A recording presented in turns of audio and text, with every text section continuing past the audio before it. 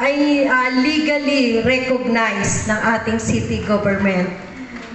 Naandito po ang Kalamba vendors, sila po yung magkakabatch na huli pong naging accredited ng ating city government. So palakpakan po natin ang Kalamba vendors. Ang San Roque Tulay SR si Sir po. Good morning po. Ang Kalambuhayan. Nandito po ba ang representative ng Kalambuhayan? Si Ma'am. So sila po ay matagal nang accredited. Sa kanila po kami kumuha ng idea kung paano po ang proseso. No po? Ang susunod po ang Kalambatan Awan Lipa. So si Sir Ryan, sila po yung nakipag-coordinate talaga. Halos ilang araw po namin itong pinag-usapan para po sa mga dokumento na kailangan pong i-present. Ang St. Joseph po, the worker. So sila po yung pinakabatang co-op na naging accredited po. Kasi nakita po ng Sangguniang Palunsod kung paano po rin nila tinutulungan ang kanilang komunidad. Ang dami po nilang accomplishment sa loob ng wala pang 2 taong panunungkulan. Marami pong salamat. At ang Kalamba Rice Growers, ito po matagal na rin itong mga to. Salamat po. So ano po ba yung accreditation? Ito po ay isang proseso para nga po maging legally recognized as NGO ang isang kooperatiba. Kaya ina-encourage po namin na ini-encourage po namin kayo na maging NGO ng ating Sangguniang Palunsod. Kailangan lang po ang dokumento tulad po ng financial statement, ng accreditation po sa kahit po sa BIR, sa CDA, or sa business permit po. Parang ganun lang po. Pero ang FS po, hindi na nga po kailangang audited eh. Yun po ang kanilang minimum requirement.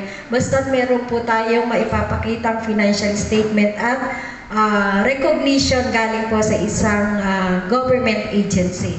So yun lang po, kinuha ko lang po itong pagkakataon na to para po madagdagan. Ini-encourage ko po kayo na makipagtulungan po sa amin para po sa ikabibilis po ng ating proseso. Yun lamang po. Isang magandang umaga po uli. Galing po sa... ayun, may humahabol pa pala. Ang Kalamba Fisher Fox. Palakpakan po natin si Maji. Kasi po talaga ang hirap ng documentation. Pero kapag po ready na to at available, ipipresent na lang po natin sa Sanggunian. Meron po talagang screening eh. Ang kailangan po ay naandoon ang mga namumuno. So titingnan po ng SP kung sino po yung mga humahawak ng ating organisasyon. Pangalawa po, yun nga pong sinasabi kong recognition galing sa registration sa BIR kung talaga po tayo ay nag-ooperate. At saka po kung ilang barangay ang ating mga miyembro kung saan po sila galing. So at least po siguro 3 to 5 na barangay na miyembro ang galing sa ibang barangay. Yes po.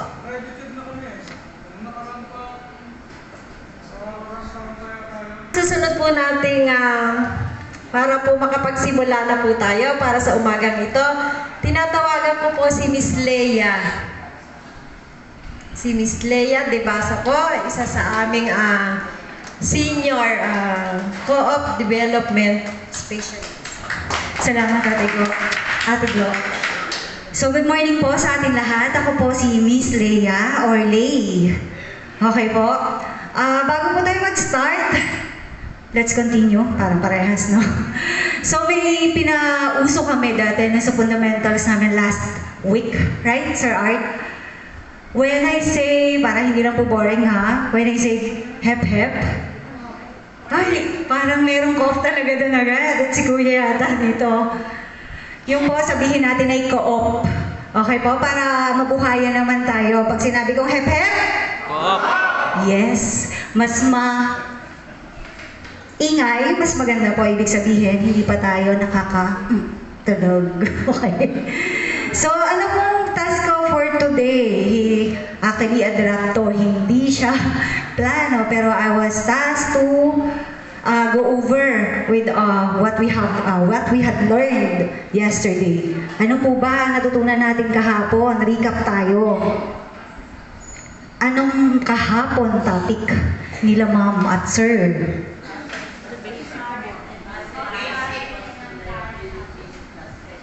Ay, galing ni ma'am dito. Ang natutunan niya daw is, Assets is equals to liabilities plus equity. okay, thank you ma'am.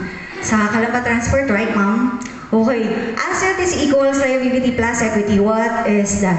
That's the accounting equation. That's the basic accounting equation, guys. Okay? And it's so important for you to know yung equation na yon.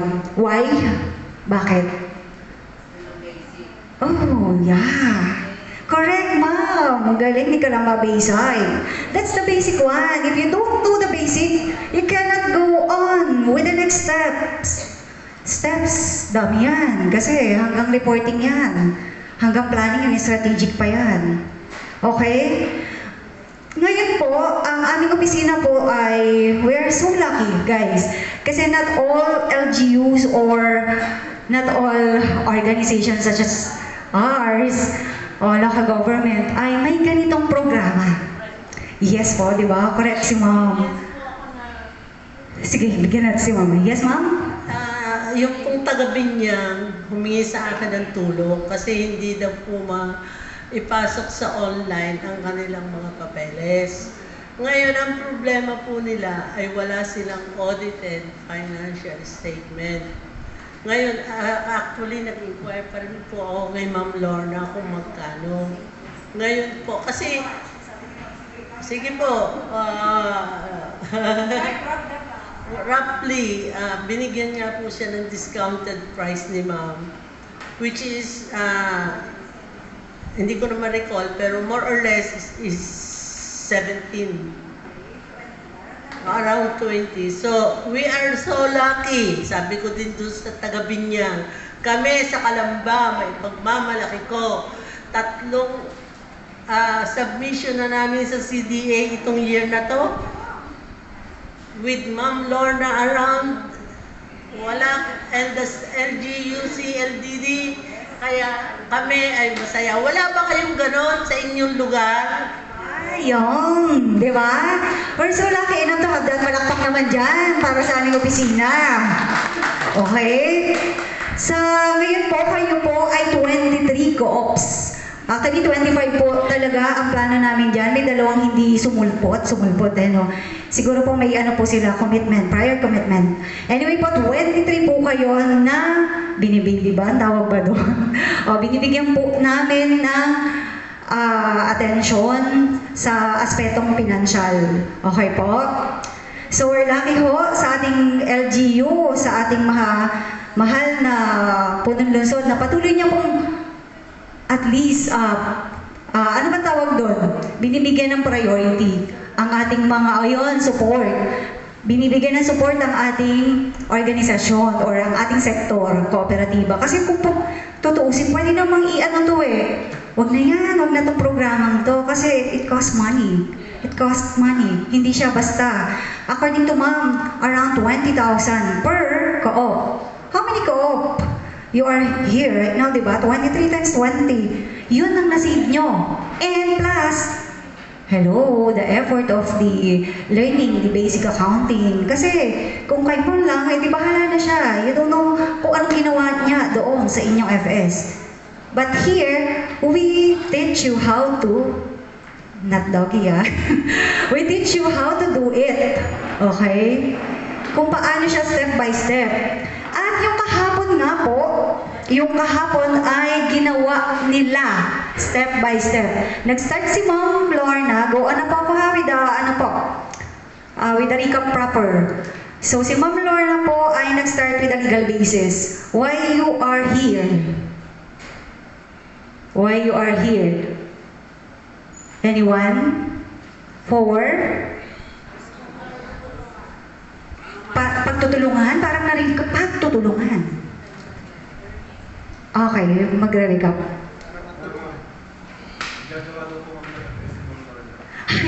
Si Sir. Sir, ano nga ba NK? Tama po ba? Tanda ko pa kayo, Sir, sa fundamentals. Ayon kay Sir, auditor ka, right, Sir? Pangako ni Ma'am Lorna, igagawa sila ng FS. Okay. So, bakit pa tayo andito 4 na araw? Yung pala naman si Ma'am Lorna ang gagawa. Diba?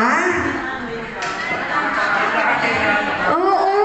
Tara na, umuwi na tayo, Ma'am Lorna. Ito na yon. Bahala ka na. Okay. No, hindi po. Ano po? Sabi nga daw po sa Bible, if you want to live long or you want to really help others, teach them how to fish. Tama po? Yun po ang ginagawa ng aming opisina sa ngayon. Okay? Kung tutuusin naman po, ay, myself can do that as well. Kasi kaya ko po kayo igawa ng FS right away. Give me 23 kayo, give me some time, a week. Buo ang FS nyo. And then after what? Anong meron? Wala. You will forever be, aasa na someone will help you to do it your own, okay? Tandaan po natin na tayo ay organisasyon na negosyo. Okay po, negosyo. Pag sinabi natin negosyo, ito ay may aspetong financial, management. When it comes to management, financial or non-financial po, yun lang naman yun eh. Laging dalawa, good or bad. Financial or non-financial, okay po? So, ito pong aming, sino po pala, excuse me po, si Sir Robert Javier, para mayano natin. Sino po si Sir Robert Javier? Yes, sir. And si Sir Jaime Enriquez.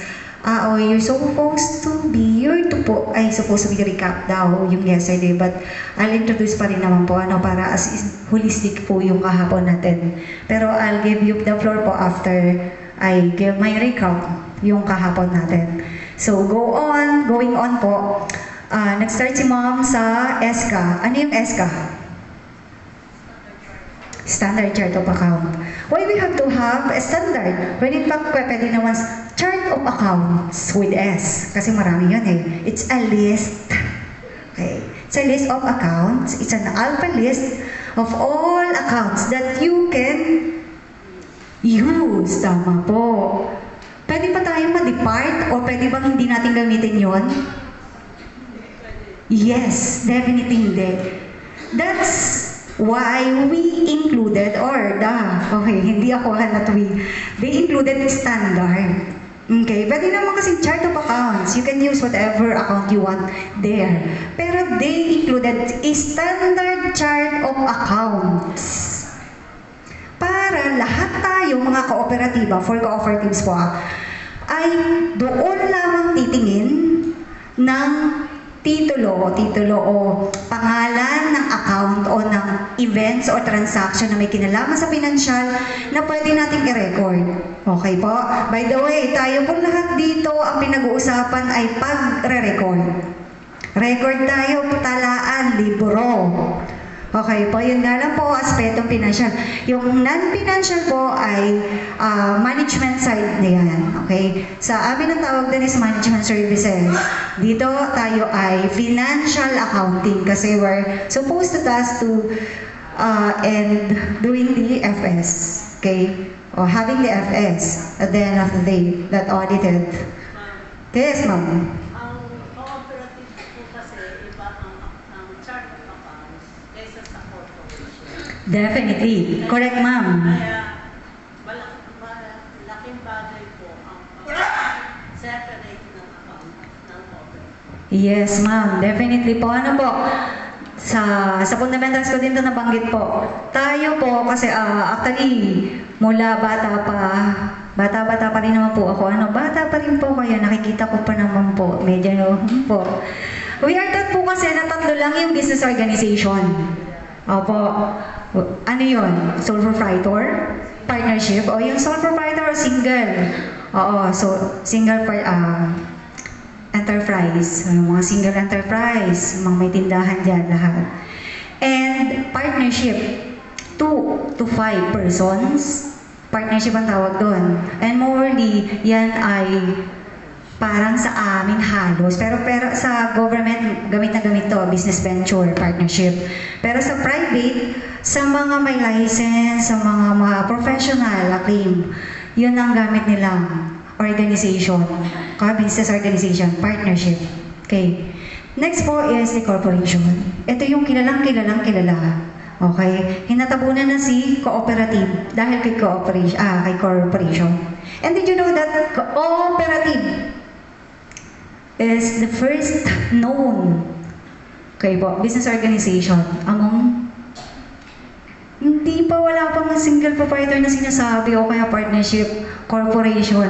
Cooperative lang ang meron na alam. Pero hanggang ngayon, parang sa society natin hindi siya ganun ka tatak. Hindi na i-imbibe yung ganda nung model, business model niya. It's a business model eh. It's a community business model. Okay. Bakit po kaya? It's because ang tinatap nito is more on the marginalized sector, those that are sabihin na natin, less fortunate kaysa sa mga nasa corporation, yung mga Tan, Zien, di ba, puro mga sila, Chinese. Right? Mga po sila, mga dayuhan, pero sila ang nasa atin. Kaya po, ito lang yung kilala noon pa. Okay po? At mind you po, para po malaman nyo sa ating organic law, ano po yung organic law? Organic law. Ano po ang ating organic law? Anyone po? Our constitution. Ang ating mandato na maging tayo ay isang bansa. Only cooperatives has a special section or particularly sa Article 12, if I'm not mistaken, it's national economy. Okay? Article 12, section, galingan ko na lang 21 to 32 kasi it's all there. So kayo, yung 21 to 32 cooperatives, ang tinatap niya doon, na bigyan ng halaga na mapalago ang ating ekonomiya. Okay po? Only cooperatives. Cooperatives, madami ka na yan, nakalagay po doon eh. Siguro po, ini-itemize niya doon yung iba't ibang klase ng cooperative, but not on the organic law. Dito na po siguro sa 95-20 natin. Pero po sinasabi ko po sa inyo, we're lucky enough, hindi lang natin na-invite sa sarili natin, na yung organisasyon na meron tayo ay ang tangi lang talagang organisasyon ng Pilipinas na talagang kinikilala kahit sa organic law natin.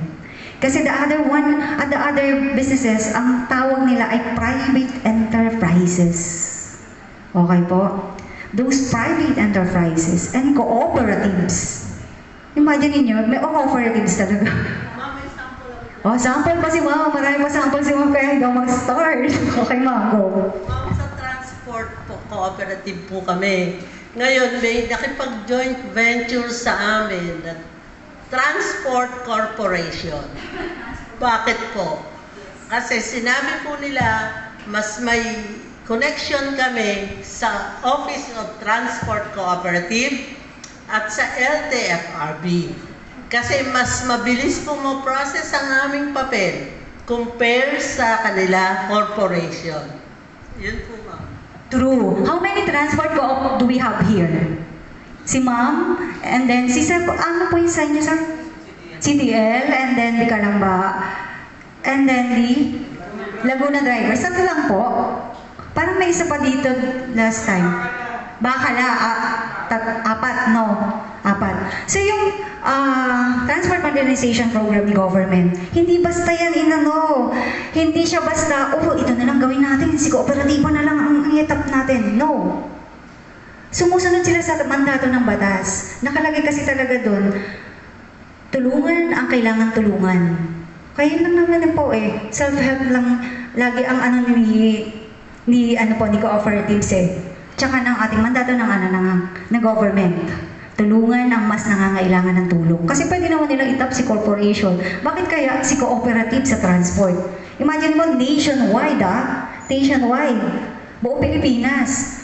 tanging kooperatiba lamang na organization model o business model ang kanilang pinayagan mag-tap or mag-consolidate ng lahat ng aspeto ng mananakay ba yun? O transportasyon na lang. Okay po, di ba? Sa isang lugar. Gusto nila isa lang sa isang lugar. Bakit kaya? They want unity. They want power in terms of economy scales. Okay? Kasi doon tayo naiiwan. Nagkakanya-kanya tayo. And they think, etong mga matatalino nating mga babatas, they think talaga, cooperative is the answer. Okay po? At hindi lang talaga natin siya na-e-embay. So ngayon po ngayon po sa araw na to, so at least we are informed na special tayo. Okay po? Yung organisasyon natin ay special o hindi basta lang na side work. Kasi kami po ay meron ding co-op, si EMPC. At talaga namang kahit ang dami namin trabaho, nagtatrabaho pa rin kami dun sa CM. Parang ginagawa kasi natin side work lang siya. May main work ako, ito na lang. Pero did you know that napakalaki na impact pala talaga ng kooperatiba. Kaya gawin po natin at least main work na rin siya. Okay? Huwag lang siyang daan ng lipas ng pahinga. Gawin natin siya talagang negosyo trabaho. Okay po? So yun, we're lucky enough po na point ko. And then, recap, si SCA, Standard Chart of Account, it's the alpha list of all the accounts that you can use in preparing the financial statements. And by the way, we have 5 financial statements. Okay po? 5 po iyang gagawin natin na yan. Pero hindi naman kayo lahat papagawin niyan. Okay? Yung 3 pinaka-importante ang ituturo po sa inyo. And then the rest kasi pwede naman itap na lang si bookkeeper o kaya si CDA mismo, si CDS. Okay, mga specialist tulad namin po. So, ang pinaka-importante po malaman ninyo ano ang balance sheet, ano ang income statement. Yung po kasi yung layman's term na pero ngayon po ay may mga pinagandang pangalan yung mga yan. Okay po. Ang balance sheet ay statement of condition. Okay? Statement of performance, ang income statement. And then, cash flow. Cash flow pa rin naman siya. Okay po. Yung cash flow, importante po kasi yan sa private. Pero sa atin dito, hindi masyadong nagka-cash flow. Pang-port lang siya kay kooperatiba. Ang pinagtutuunan ng pansin ay yung statutory funds natin. Kaya importante ang statement of owner's equity. Kayo po yun, Statement of members' equity. Kasi members tayo. We are all members po and we are all owners. Right? So yun po, tandaan niyo po Statement of condition, statement of operation, and then statement of members' equity. Yung po ang i-discuss nila. Si Ma'am Lorna din po kahapon ay nag-ale. Ano yung ale? Yung sinabi ni Ma'am kanina na asset equals liabilities plus equity. Nag-sample siya doon. Nagpa-sample pa siya doon. And bigyan ko rin po kayo ng konting introduce, recap na rin po. Pag sinabi natin asset, anything that has value. And you have control, hindi lang basta may value. Kasi may value itong lamesa na to. Pero hindi sa'yo, hindi mo asset yan. Okay? Anything that has value, that you have control, hindi ikaw yung kooperatiba. Okay? That your cooperative has control, iyo yun. Asset ang tawag doon. Kaya tandaan niyo po yun. Anything that has value and you have control over it, asset. And asset, ang normal balance is debit. Okay? If you want to increase it, you have to debit. If you want to decrease it, you have to credit. Okay? Debit, credit, next is kupit ba yun? Medyo. Okay. No walang kupit. Talagang dalawa lang ang equation natin. Either you have to debit it or credit lang. Okay? Next. Yung other side niya, that's the right side, asset. Ang right side natin lagi ay tama, asset yan, pakabeg. Tandaan nyo yan. Pakabeg ay debit. Tandaan nyo ang kanan natin ay pakabeg, debit. Usually ka na naman sa mga nagkumakain na kanan ang gamit ha, kasi kanan talaga po ako. May kaliwete, di ba? May kaliwete po ba dito? Ay, yun. Ang lakas. O yun. Baliktad naman siguro sa kanya. Pero may yung normal, okay. I'm not saying pa na normal, mama. Kasi minsan, yung kapatid ko rin po ay kaliwete. Sa kanan po ay pakabig. Laging tandaan nyo, pakabig po ang asset, kanan. Kasi asset dito. And then yung kaliwang equation, dalawa ang meron siya. Liability and members equity or yung okay, equity. Simply equity. Bakit kaya dalawa? Kailangan ba parehas ko ba itong itap o parehas ba dapat may laman yan? Ma'am Leia, paano kung may bago kami formation, 15,000 bago akong rehistro sa kooperatiba sa CTA, di ba cash yun, right? So may asset ka, cash, 15,000. And then, equity, capital yun, right? Equity, 15,000. Ma'am, zero yung liability ko. Paano yun? Hindi ba maganda yung FS ko nun? Okay. Formation pa lang naman tayo. Okay. Okay. Sa formation talaga, ganun po yung normal na balanse niya. Wala ang liability. Yung the day na naaprubahan ang inyong pagiging kooperatiba, yun ang equation nyo. Asset equals equity. Wala si liability. Okay? The following day, kung may transaction kayo, or the very day, after that, pagkagaling sa CDA, nag-operate kayo, excited, tara, mangutang tayo. Di lagyan nyo yun. Madadagdagan din ang asset. Okay? Madadagdagan din ang liability. So, tandaan po natin na laging dalawa, okay, si kaliwa, laging dalawa yung hamid niya. Okay, either equity or liability. Ano naman po ibig sabihin nun? Parang ganito po yan. Sa asset na meron tayo ngayon, sa pera natin ngayon, either ang nagmamay-ari niyan ay tagalabas o tagaloob. Tandaan po natin yan ha? Tagalabas o tagaloob. Paano natin masasabing tagalabas? Aba, may liability ka. Okay? Pag mas marami ang liability mo sa FS mo, tingnan nyo. Hindi maganda yon. Unless na you are highly liquid. Okay po? If you are a startup co-op and you have a lot of liabilities, wali. Laymaster lang po yun ha. Wali po. More likely na kayo ay mag-liquidate ng inyong co-op. Okay po? Yun po yun. Bantayan niyo po mabuti kasi alam niyo po ba na itong FS na to ay napakasimple lang naman gawin, step by step. Ito yung ginagawa ng bookkeeper. Kahit hindi kayo accountant, kahit hindi kayo CPA, you can do it your own. Kasi siya ay step by step. Kumbaga ito po ay itong gawin mo ng una, pangalawa, pangatlo. Pag sinundan nyo ay buo. Andun na kayo, buo na yung FS nyo. Hindi nyo kailangan ng ng katulad namin mga bihasa sa FS. Okay po? Kaya po kami ay naniniwala sa aming opisina na talaga kailangan namin na ituro lang ng step by step kung paano ito gawin. Okay po? Sana po yun ang magawa natin. Ano po? Kasi sa 8 taon na po na ang programa namin na ito ay 8 taon na ha, sir, ma'ams. Ang ating mga co-ops. 8 taon na po. Sabi niyo mo, may 3 taon na silang andito. Siyempre, we wanted to see you grow. Hindi yung andito, kasi andito lagi kayo. And we're so happy po na kayo nakikita ko. But seeing you same pieces for the next 8 years, 2 kurso na ang natapos niyo po noon. Imagine niyo, 8 taon eh. Doktor na nga kayo noon eh. Kung isang diretso. Tama po ba? Oh, di ba? 2 kurso na kayo noon. Baka mas magaling na kayo sa amin. Doctorate na kayo. Di ba?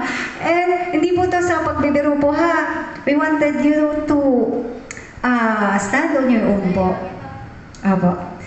Gusto po namin kayo ay matuto ng sa inyo po. Hindi po para kayo pabayaan. Gusto po namin kayo makita na lumalago ang inyong kooperatiba. Those small co-ops po or micro co-ops kung tawagin, yung less than 3 million ang asset, excluding the land, ha? Lagi nyo nga isipin yan, the 3 million excluding land, ay mapag-graduate natin at magawa nating small. And those small, mayroong small po dito eh. For sure, mga transport kasi malalaki ang asset ng mga yan. Isang jeep lang or isang van. Cost millions, right? So, yung small ay mapa-medium namin. And medium to large kung kaya po. Yun po yung aming idea sa aming opisina at dinadirect ng aming medyo matabang utak na aming head na si Cap Opalencia at ganoon din po ang aming napaka-sipag at napakatalino din naming mayor. Yun po ang dinedirekta niya na lahat ng kooperatibang maliliit, tulungan at gawing small, gawing medium, gawing large, boom. Wala na ang mga korporasyon. Kooperatiba na lahat. So, ano ibig sabihin ng Pilipinas, pag-aari ng Pilipinas na ang income niyan ay income na natin lahat. Hindi na ng in-check. Tama po ba? Yes. Yes. Okay po. So, kung saan na, ang topic ko kung saan na, para ng chop suey. Anyways po, let me go on po ha. So, asset equals liabilities plus equity. And then, are we good na, Ma'am Lorna? Wala pa si Sarah. Andito na rin po ba? Okay. So, isa pa po, sige po, time out. After po nito, sige po, 5 minutes more tayo, para 9:45. Diniscuss din po pala sa inyo ni Sir Jeffrey, kay Lorna lang ng top ko eh. Diniscuss ni Sir Jeffrey is the newest addition report to be submitted to the CDA. What are those? The ABR and the ATR. What are those two? Ang dami-dami namang report. Sadya. Talaga. You know why? Kasi, okay, most of the population, lalo na mga mababatas, they wanted us to be draft wanted us na mawalan na po ng pribilehiyo. Okay? Ayaw na nila tayo mabigyan ng pribilehiyo. Okay? And only these two reports, mind you, huwag niyong kalimutan, itong report na to ang mag-a-attest na kailangan nila ang hanay natin, ang grupo natin, ang sektor natin, na bigyan ng pribilehiyo. The ATIR and the ABR could calculate kung ano ang halaga na naibibigay nating serbisyo sa community.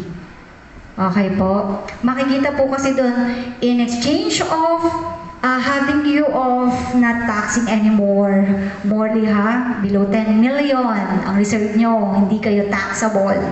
Okay? 20% of that kasi medyo malaki din yun. Pag pinagsama-sama, ilan ang kooperatiba sa Pilipinas? 30. Pero ngayon ang active is 18,000. Right? 18,000. Imagine niyo kung 100,000 na kayo. Roughly, ang laki nang nawala sa Pilipinas. Diba? And gusto nilang bawiin yun. Naku, yung Pilipinas naman kasi, yung mga kooperatiba naman yan. They are just, forming and then liquidating for the sake of, having grant lang from the government. Kasi yun yung thinking eh. Kala nila yun yung business model natin. When in fact, not. Hindi. Okay? Business tayo, negosyo tayo, and we concern for our community. And through this ABR and ATIR, pwede ni Congress i-bypass ang nakahain. Nakabinding po yan. Na pagpapaalis sa atin ng tax exemption. Okay. And yung tax exemption po kasi, it's a privilege only. Kahit kooperatiba ka at ikaw ay compliance sa CDA, that doesn't mean na you are tax exempt already. You have to avail it. Kasi baka mamaya gusto ko kooperatiba lang, pero gusto ko nagtatax ako na parang corporation. Ganon. Parang nagbabaliwan tayo ng ganon. Kasi wag ka na mag-kooperatiba, might as well na you are, go on with the regular corporation. Ganon. Kaya tatandaan niyo po kapag tayo ay nag-comply kay CDA, comply din tayo kay BIR. Kasi nalilimutan niya ng iba eh. Hindi, taxable talaga, hindi kami magta-tax. Yun daw ang kooperatiba. In-apply mo ba? Ay, in-apply ba yun? Okay. Tandaan niyo po ignorance of the law, excuses no one. Okay? Kung hindi niyo alam, alamin mo. Kung ayaw mong alamin, alis ka dyan. Yun lang tayo, simple lang. Kasi ginusto mo yung modelong yan eh. Alamin mo kung ang pasikot-sikot niyan. You are the boy, you are the officer. Huwag lang parang kwento ka lang nakaupo dyan, ay, I'm officer, I'm the chairman. And yet, pag tinanong ka, ha? Dito sa ano ko, secretary. Hindi mo ganon. Kasi, alam niyo ba kaya naging mayaman ang mga korporasyon? Ang mga korporasyon, dahil talaga sila ay equipped with the right knowledge and capabilities. Okay? And yun po yung ginagawa namin sa aming opisina. Okay po? Binibigyan po namin kayo mapapasin niyo, sobrang dami naman ng CLPD na list ng seminars and trainings. Ngayong taong to, mananawa kayo. Kayo na ang magsawa sa aming page. Punta kayo sa FB page namin. Nako, sasabihin niyo, ano ba naman to? Napaka-active ni Coop. Kasi gusto namin po kayo talagang manguna sa economy scale namin. Ayaw namin na naiiwanan yung nasa baba. Totoo po yan. Okay? So, going back with the recap po, kay Sir yung Team Taha, Team Atir, sobrang dali lang po nun. Step by step naman yun. The A and B column would be for us, cooperatives. And then the C and D, para sa CDA yan. It's a consolidated lang naman ng A and B. Okay po, parehas na parehas yung nakalagay doon. Yun lang ay accumulative. Okay? Makikita doon, kung 8 taon ka na nag-aatir, andun yung sa C at saka D. Pero every year, ang pinifill out mo lang is the A and the B. Okay? Magkano yung nakonsumo mong dapat i-tax? Magkano dapat yung kukunin ni gobyerno? Ano lang naman yun? Magkano naman magkano yung naibigay mo sa community? Okay? Yung po yun ng ABR. Yung benefits. Okay? Next po, kay Sir Jeffrey din ay, ano ba kahapon sinabi ni Sir Jeffrey? Mga memorandums, memoranda, updates. Importante po na updated tayo. Punta po kayo sa website ng CDA and BIR about cooperatives. Magkaroon po tayo ng initiative bilang mga opisyales po. No po, wag po tayong wala pa kasi si Coop, wala pa si CLD din sinasabi. Okay po. Actually, marami po kami gusto sabihin. Puntahan nyo lang kami sa opisina namin. O kaya, you can, one call away lang kami lagi. Okay? Lagi kami, at your service. Pero magkaroon tayo ng initiative bilang mga opisyales po, para ikagaganda ng ating opisina. O, kooperatiba. Hep, hep? Yes, Coop. So, ngayon po, bigyan po natin ng pagkakataon na konting mag-recap.